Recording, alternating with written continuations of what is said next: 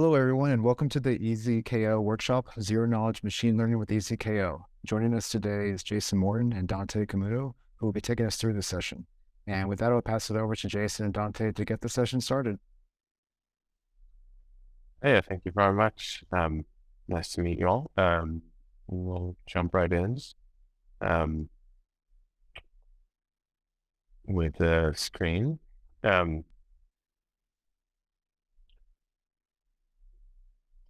Okay.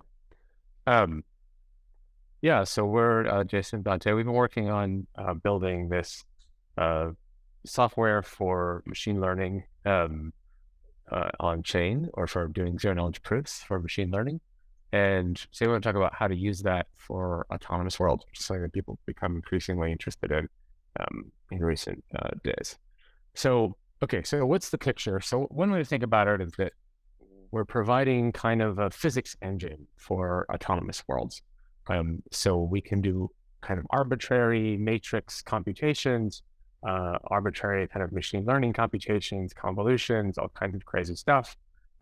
Things that you wouldn't be able to write in Solidity because of their gas costs. You can sort of offload those heavy computations to this engine.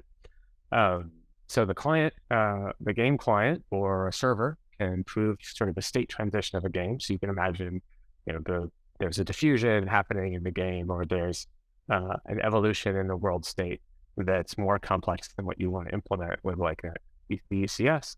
And so you can use this as a way to kind of shortcut that. You can also use it to build NPCs that are powered by AI. And a lot of the examples people have done as well are things like kind of a sickle god model, where you're trying to please please someone like a cooking mama, or you're trying to please someone by creating some kind of pattern in the game. And then what's happening behind the scenes is there's a classifier model that's being run on your input. Of course, sometimes those models don't work as well as you would like them to, but the fun part about a game is that even those failures can become sort of fun part of the game, like beating an NPC. So let me back up for a second and say, what does it mean to run a model on chain, an AI model on chain? So you're all familiar with an ECDSA signature, which is a kind of zero knowledge proof. Takes public inputs and the private key, combines them in a well-known signature function, produces a result, which is the signature, and then you pass that to the chain to verify it, or someone else can verify that signature. And what a zero knowledge proof is basically just a programmable signature. So we can replace that signature function with any function we like. The functions we like are kind of ML models and linear algebra.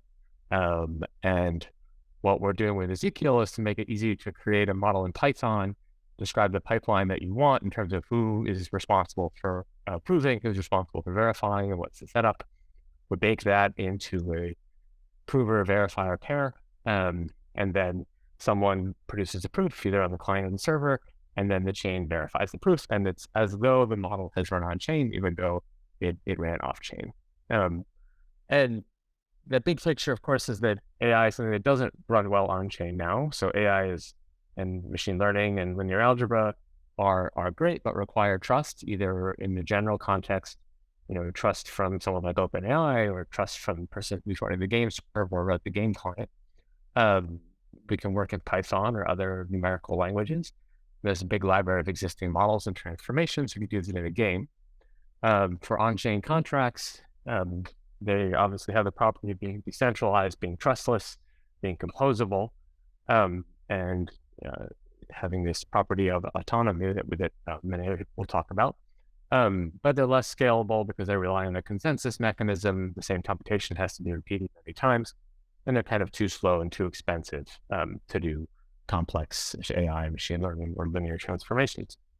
ZK brings to the trustlessness, decentralization, and composability some scalability, because now instead of having everyone have all the consensus nodes have to do the same computation, a single model can be, or a single machine can do the proof, a single client or a single server, and then everyone else can trust it. But of course, we pay a cost in terms of math and security properties and a weird programming model, and possibly weird languages. But what we've done with EZKL is to make it easy to use Python, models or Python description of the linear algebra or the machine learning model that you want to run, so that you can access a library of existing models and or train your own models, and then make it easy to deploy it so that we can use it in an on-chain game. And I want to mention an example by Danilo, Rich, Patricia, and Paul Henry. Danilo's on the call as well, I think. And what they did was to produce, just so you get a sense of what the kind of thing that happens, is that they made a world. The players could take actions, and then you evolve the state of the world in response to those actions, like, trees spread and grow, or fire spreads, or whatever, with a ZKML model. And there's another LLM that's not right now in ZKML, but will be eventually, that tells stories about the things that happened. Just to give you a sense of the kind of evolution that might be possible. The other piece I want to bring up here is how this might interact with MUD. So there seems to be a lot of connections with Lattice and MUD, and I think we're going to see a lot more integration happening as people experiment with it.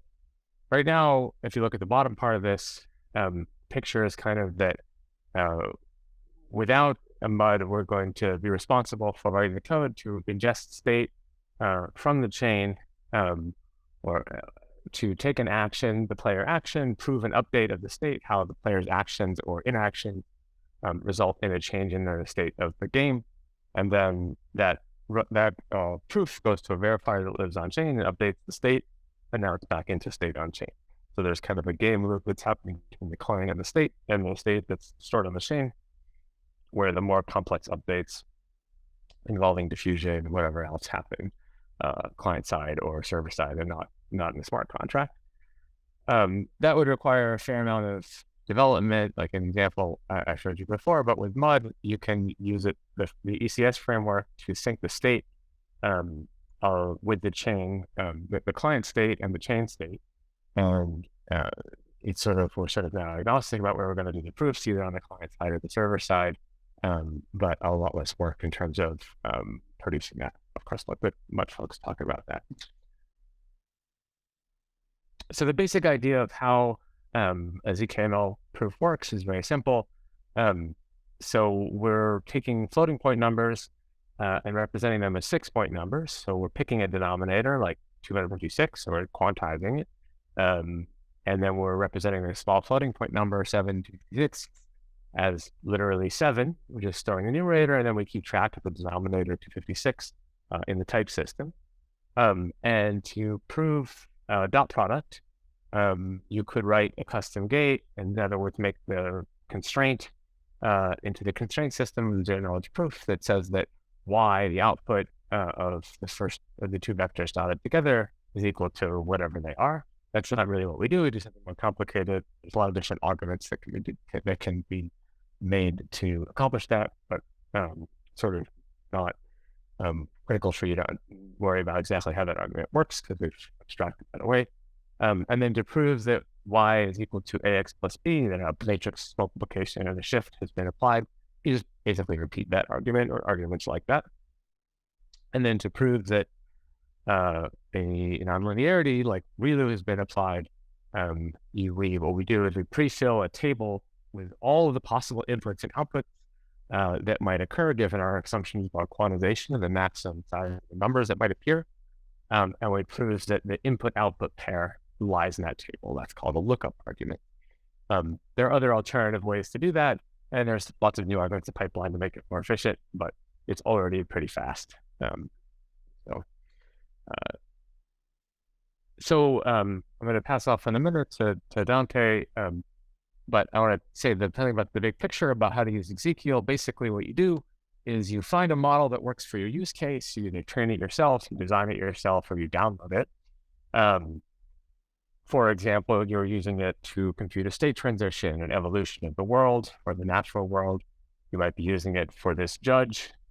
Does a player recipe make me happy, or did the picture that the player drew or the song that they sung satisfy the basically on-chain AI, or to run an NPC AI or some other idea that hasn't occurred to anyone yet that you'll come up with.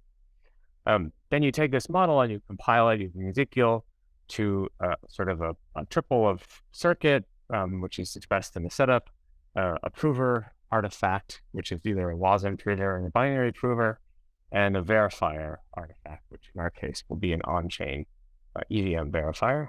And you have to deploy that verifier and sort of route it into route the update into it, and integrate the prover either on the server or the client. And then you launch your game. And these are just our Telegram group and our GitHub you check out. And I think with that, I will pass it to Dante to show you how it works. Well, all right. I see there's a few questions in the chat. I don't know if we want to do those now or later on.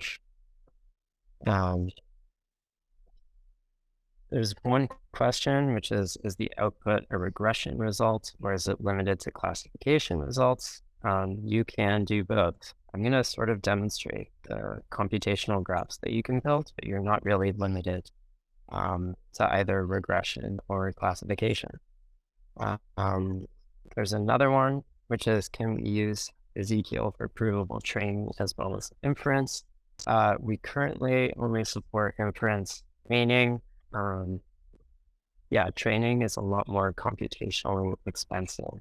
And hopefully at some point we'll support it, but currently we're just working on, yeah, with inference. Someone asked you to go back to the slide with the GitHub and Discord.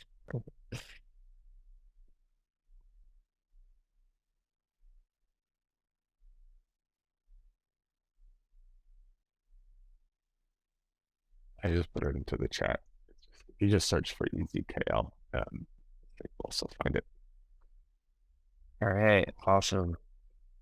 All right, well, I am going to showcase what all of this looks like in practice, basically. So how do you, there's actually quite a few, we've developed a lot of tooling to make it easy for you to use this. So the main library is written in Rust. I know it's a challenging language. So we've sort of wrapped it in Python. You can compile it to logging if you're running a browser application, so you can run proofs and verification straight in the browser. But today, kind of as a neat sandbox, I'm going to be running you through like how you might use EZKL to like generate proofs inside of a Jupyter notebook or something, just so you have like a nice sandbox to yeah, it's just kind of a nice sandbox to try out different models and see how they perform. Yeah, let me share my screen. Oh. All right. So, yeah, so this is kind of a pretty typical setup for starting off an EZKL project. So what's kind of cool is that you can actually just define your circuit, or you can think about your circuit just as a PyTorch sort of computational graph. So you're going to start typically by defining like a wrapper around an NN module, which is really just like, you know, how you might define a neural network in Python more broadly. So how are we going to do this? All right, let me create some sort of model. What's interesting is that I have Copilot on, so sometimes it suggests layers as I'm typing. So, oh, yeah, there we go. Let's see what it comes up with.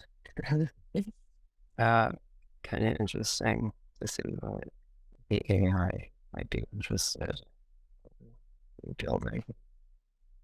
All right, so we're going to define, okay, let's start simple. All right, let's start simple, and let's just have a single conv layer and then a value nonlinearity as part of our model. And our model is just going to be applying, oh, look at that. And stuff is amazing. So our model is just going to be applying a conv layer and then subsequently applying a relative nonlinearity onto some data. Let's say that data is like MNIST shaped or something. which is like images with a single channel. Whoa. And yeah, 28 by 28 images. And we need to instantiate the model once. We're not going to train it because we're sort of limited by time. Also don't want to download a data set. But all you need to do now is you can just export this and we'll get it out locally. So let's run that cell. Make sure everything works. Yep. All right, so we've exported the model. And the format that we use is something called Onyx. The details of this don't really matter, but we've just saved this model locally. And what we need to do, as Jason described, like we use a slightly different representation for numbers. So we're not really working in floating point space. We're working with field arithmetic. So what we need to do now is quantize the model. So basically fit everything into that field and make sure everything runs correctly. And this is done with the forward method on the EZKL library. There you go. So we've quantized the model. And now for a ZK proof, we need an SRS string, which this corresponds to like the parameters that we're going to be using to generate like the verifier key, the proving key, and subsequently the proofs. We also provide a method to do this to make it really easy for you to do this. This takes a little bit longer to run, but hopefully not too long. And yeah, there we go. And then we have what's called the setup phase, which is where we generate the verifier key and the proving key. So the proving key in particular is important for, it's in the name. It's important for generating proofs. And the verifier key is important for the verifier to then subsequently verify the proofs. So this is all done in the same step, and then it can be distributed to the two different parties that need to, either prove or verify proofs generated from a specific circuit. We'll run that. And nice, right? So that ran. And then generate a proof using a simple method by providing like the paths of all the things that you need. And then you can verify it. And voila, that's kind of it. We also provide a bunch of methods for you to, I don't have my ledger with me right now, but if you plug your ledger in, you can basically submit proofs on chain. You can deploy verifier contracts if you need. So we provide tooling to do all of that internally to the library. We've tried to make it as easy as possible to like generate circuits, prove, verify, generate on-chain verifiers, and then submit proofs to those verifiers. But let's go back up and start generating something slightly crazier here. Okay, what do we want to add? Let's say we want to double X and then subtract it just for, just for fun. And then we want to take it to the power squared. All right, let's see if this works. All right. Let's run through those cells again. But basically, the idea is that you're not really constrained by anything when you're generating these circuits. We support a whole bunch of methods. So if you want to generate something really crazy, you can chuck it into a PyTorch model and then start running proofs on it. So yeah, we need to generate the setup phase again and start proving.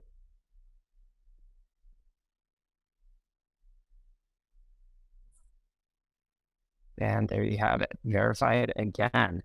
All right, let's see if we can chuck a second conv in.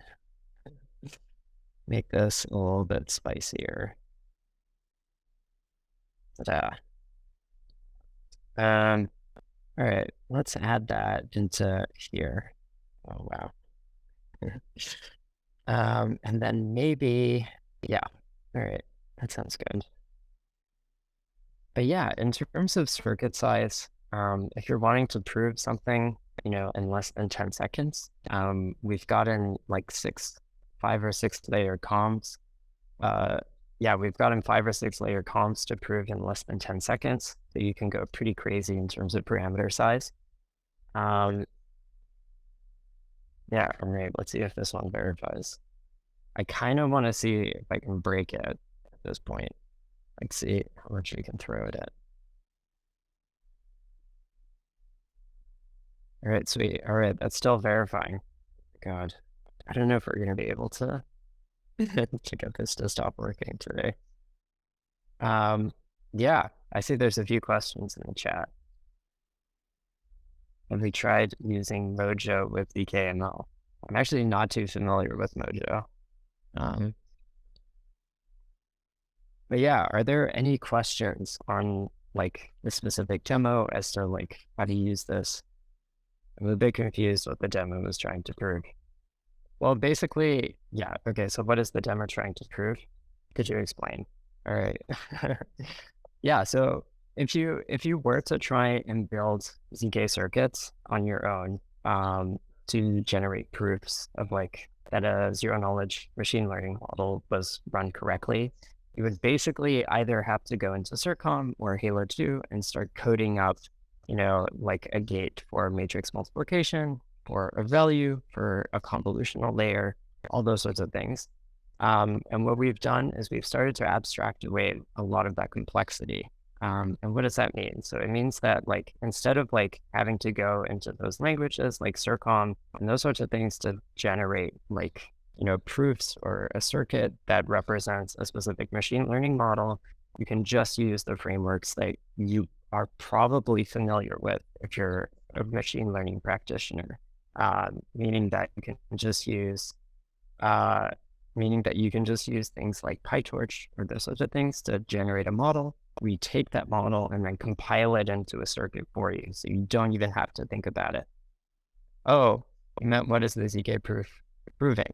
All right, yeah, good question. So currently we're just proving that the model executed correctly. So given that given that there's a public model and there might be some public data, you're proving that you executed it correctly, and then you can submit that proof as call data to the chain. But you can generate a whole host of other proofs. Like, for example, you could keep the parameters of the model private and run it on a set of public inputs. You could keep a set of private inputs, but run a publicly known model on those and then generate a proof that you ran it correctly, and then submit that proof on chain, basically. So we allow all those sorts of different scenarios to be realized. What model am I using currently? Well, I just ran through it. I'm sort of generating these models on the fly, so you can really generate kind of anything, sort of anywhere. Can the code be shared?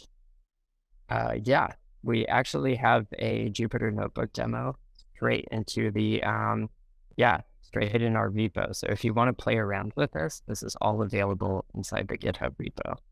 But yeah, definitely already available. Someone's saying they're not familiar with Python. Is it possible to have a similar tutorial with JavaScript? Eventually, so currently so on the JavaScript side, what we're really focusing on at the moment is getting provers and verifiers in voxel so that you can run these things with relatively good performance straight in the browser. So you can generate proofs for a specific model or verify proofs for a specific model straight into the browser. If you have interest in getting this stuff into JavaScript, definitely, open up an issue and we'll take a look. Is there some MUD integration allowing game clients accepting events from the indexer? So currently we are not fully integrated with MUD, but that's definitely something we're moving towards. So we're aiming to like integrate as much as possible with them to make like using our tooling within autonomous worlds as quickly as possible.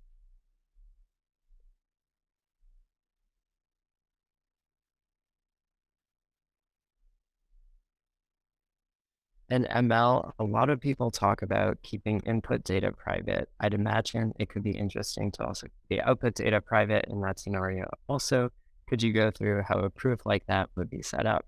Yeah, so pretty interesting is that the proof command down here, you can actually say what parts of the model you want to keep private and public. And so you can actually just pass a flag that says, I want my parameters, for example, of my model to be private. I want the output of the model to be private, or I want the input of the model to be private. So we allow all of that to be configured from start to finish. So if that's something you're interested in, we can already do that. We should also probably show something from EVM Verify. That's yeah, for sure. I actually don't know if we have that in I don't know if we have that into the Python bindings yet. Yeah, we just we can do the docs or something. Yes. Yeah, let me show that.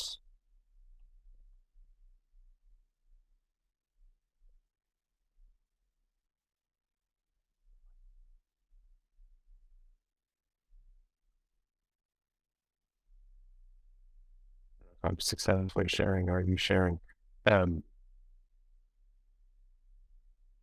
if you go to the docs site, there's a section on verifying onchain, which shows you have to generate a proof with the transcript set to EVM, and then you can generate a verifier which emits code, deployment code, specific to the command line specific to your model and Solidity code, and then you can test that it verifies by using a verified EVM, that just is running the code that you generated just before it, and then you can deploy that code to a chain, and then you would need to sign it, and you can also send proofs, or you can send those proofs manually or deploy that code manually.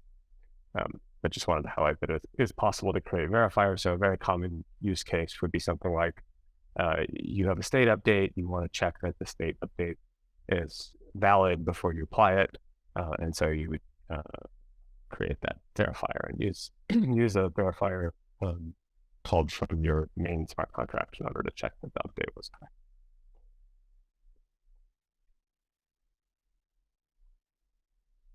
And yeah, I think that answers another question in there, which is, are we making function calls to the verifier contract? Yeah, so there's a method called verify EVM where you can just pass a verifier contract address and then submit your proof there. But yeah, we also have a bunch of methods for deploying the verifier contract, so you don't have to think about that either, which was what Jason was just showcasing.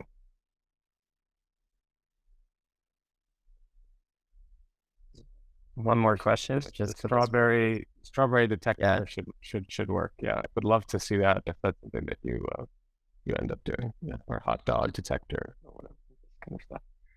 Some people have done using this doodles thing, the Google Quick Draw program, for example, where you have to draw a picture of a snowflake or a horse or whatever. That should also work.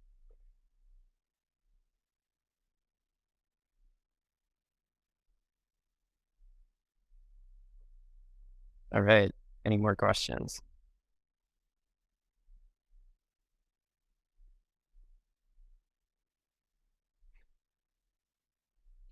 Yeah, if anybody has any other questions, feel free to type in the chat or take yourself off mute.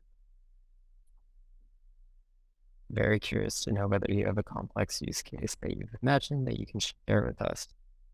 Another one.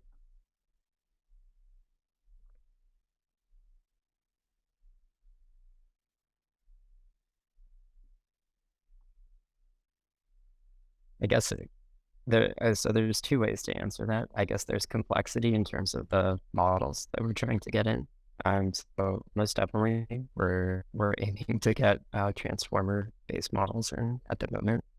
So in that sense, for sure. And I guess we're also trying to like get the verifier contracts into larger dApps and stuff. So start composing complexity within those sorts of applications. Yeah, there's a lot of interesting. But I guess autonomous worlds. Yeah. Yeah, in autonomous worlds, people thinking about, for example, having a world physics or evolution function being something that could be player owned, or could be like the player commits to an evolution function and then is responsible for maintaining their planet, or NPCs with serious AI, powered by transformers or whatever else, that can even move between games, stuff like that. So that kind of thing should eventually unlock. It's still certainly the state updates and really really basic AIs, but more sophisticated AIs would be really fun. Yeah, and I guess for autonomous worlds, people specifically have been using it as like not as ML, but as like a sort of physics engine, which is what what Jason sort of showcased earlier, which is like all the state transitions between things. Yeah.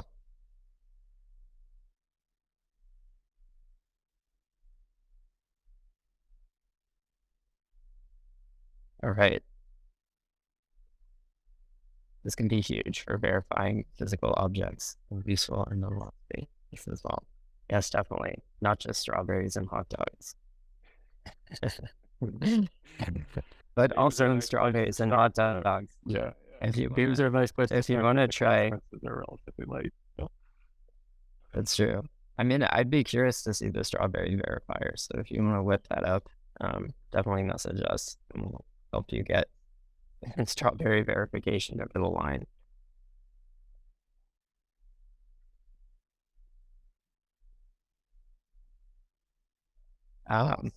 But yes, I guess one more thing I wanted to address was the JavaScript question, just to go back to that. You can actually, so there's a bunch of ML libraries in JavaScript, which will export to Onyx, which is the neural network representation we use. It's a sort of universal format. So I think TensorFlow JavaScript can save to Onyx. And then you can point our CLI. So we also have CLI tooling to that Onyx file to then replicate the flow that we just showcased. So you're not limited to Python, basically. Any framework that can generate Onyx, is usable, basically.